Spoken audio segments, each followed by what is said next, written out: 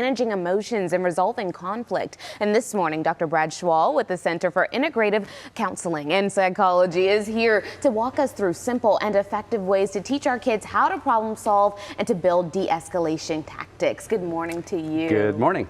Oh my goodness. Okay, so I think this is a really important conversation, especially right now with everything that we're seeing in the headlines.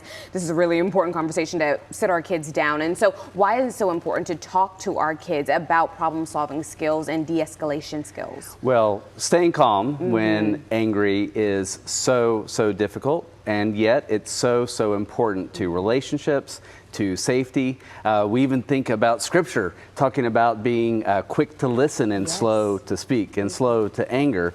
So we've been talking about this for a very long time, and the key is helping our kids to learn how to both regulate their emotion as well as problem solve and find other solutions to stay out of conflict. You know what? I think as parents have this conversation with their kids, they might even be reminding themselves of some de-escalation skills that they can use on themselves, maybe in the workplace. But what age do you think is the right age to start having these conversations with your kids? From right away. So when we are talking to our 2-year-olds, we're using feelings language, mad, sad, glad, afraid. We're helping kids learn to identify their feelings from a very early age.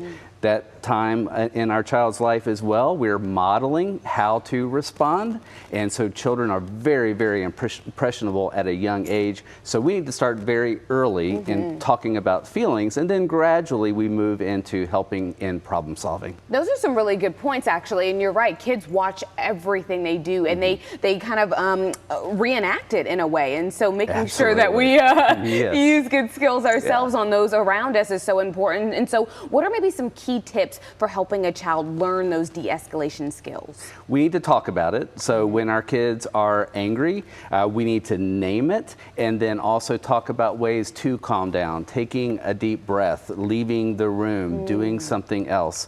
Second, we need to practice it. Use teachable moments to practice dealing with anger from the basics. Sometimes it's a little bit easier when their favorite popsicle flavor isn't available. Maybe that's a little bit easier to practice on. So I know you're angry, you wanted that, and but there will be another time that you'll get that. So that reflecting, helping them see that there's other alternatives, and then as we said, model. So talk about it, practice it, and then model it ourselves. So when we are frustrated, making sure that we take a beat and stop and think about what we're going to say.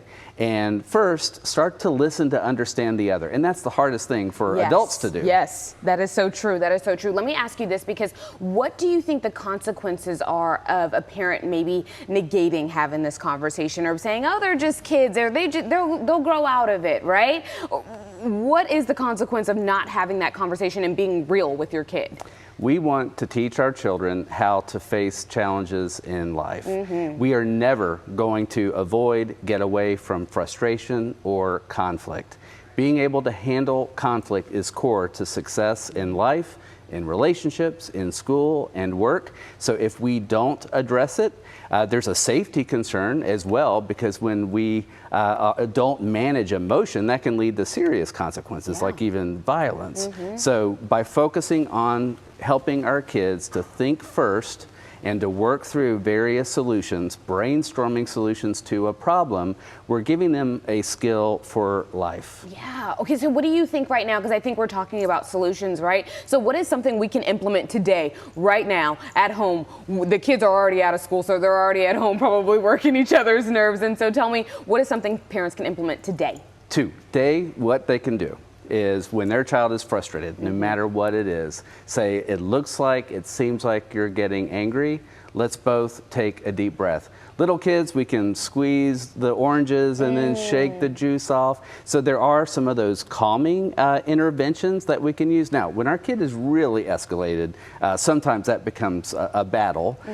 We want to talk about emotions also when our kids are calm, but that taking a deep breath, even naming the feeling, and even asking, what are you wanting to happen? So helping our kids learn to express what they're wanting, what they were expecting. And so by saying, what are you wanting to happen, it gives them a chance to say what they're wanting. And communicate their feelings as well. Absolutely. And I think that's the whole point of what they really want, is to get their feelings out on the table. They just don't know that. Yes, absolutely. You know what? Yeah. These are very good tips today. If you could, can you tell me where can people find you if they have more questions or they want to learn more about how they can teach their kids these skills? Yes. So our therapists and psychologists at the center, this is what they do every day. And they're teaching those very practical skills, and they can be found at thecentercounseling.org. And that's all of our social media handles, the Center Counseling on Facebook, on Instagram. And we have tips that people can use even if they're not going into counseling. Yeah. But parents need to be proactive, because there certainly are other challenges that can keep kids from learning how to stay calm, but we need to be proactive, and we need help as adults, because it's hard for us to get help, but staying calm, treating others as people, not as things. When we're angry, and listening to them first makes a big difference in our families, but also our communities. Very, very good tips this morning. Thank you so much, Dr. Schwall, for being here this morning. Thank you.